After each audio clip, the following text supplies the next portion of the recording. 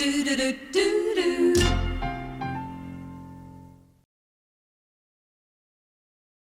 very hard to know how to describe my next guest, pop star, environmentalist, would-be politician. Let me just introduce the new president of the Australian Conservation Foundation, Peter Garrett.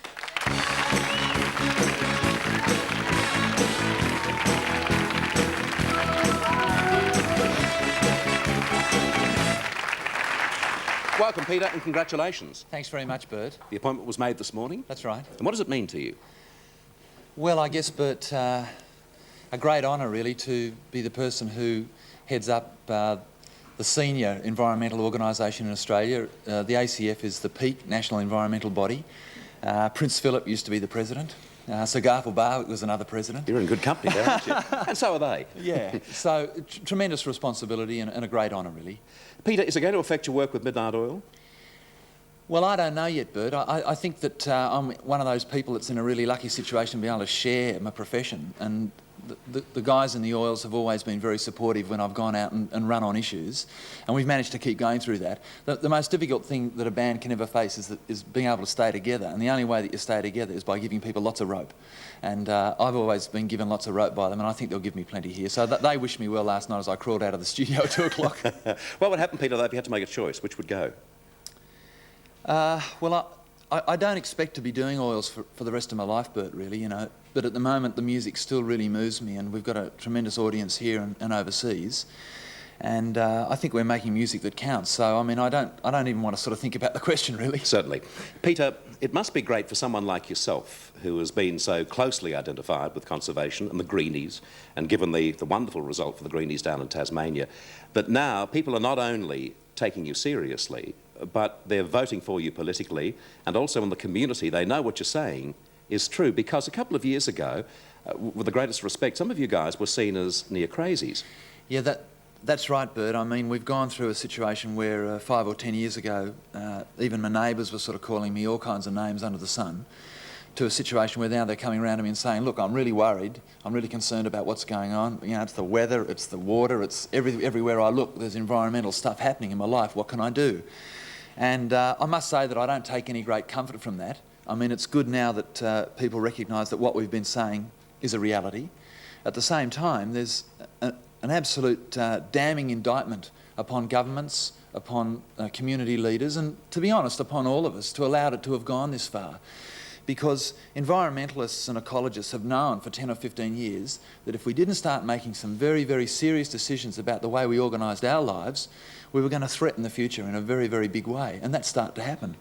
So I see my position as president of ACF as somebody who can go out and who can talk to Australians, who can tell them what the policies are, because it's a very strong policy body, and who can say, particularly when business and politicians in the short term tend to take on the green issue. I mean, Mrs Thatcher's a greenie, you know, so I'm not a greenie. Yeah, right. To say, no, look, these are the things that we have to do, these are the things that we have to get in order to secure our future. What happened in your life that made you realise that something was wrong and we didn't have much of a future unless we did something about it? Well, I think it sort of came to me when I was about 14 or 15. And I sort of did a bit of a projection on motor cars. You know, I thought, at the time, you know, I grew up in a family where there was one car, you know, and when we got it, we hung on to it for 10 years. It was an old Holden, and like, we were terribly proud of it. And, you know, it was driven occasionally. It wasn't driven all the time because you couldn't afford it.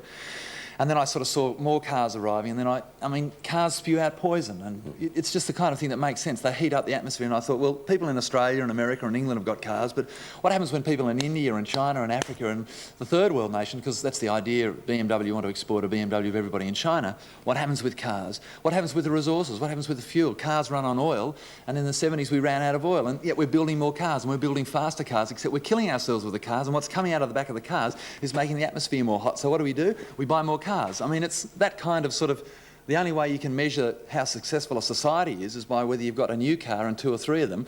And in fact, what the cars are doing is killing the potential that people have to survive. So it was just one of those things about sort of cars, I guess. Peter, I'd like to ask you, given the success of the Greenies down in Tasmania, and also that you've almost got into Parliament yourself, and obviously with this new job, you won't have time this time around to stand for Parliament.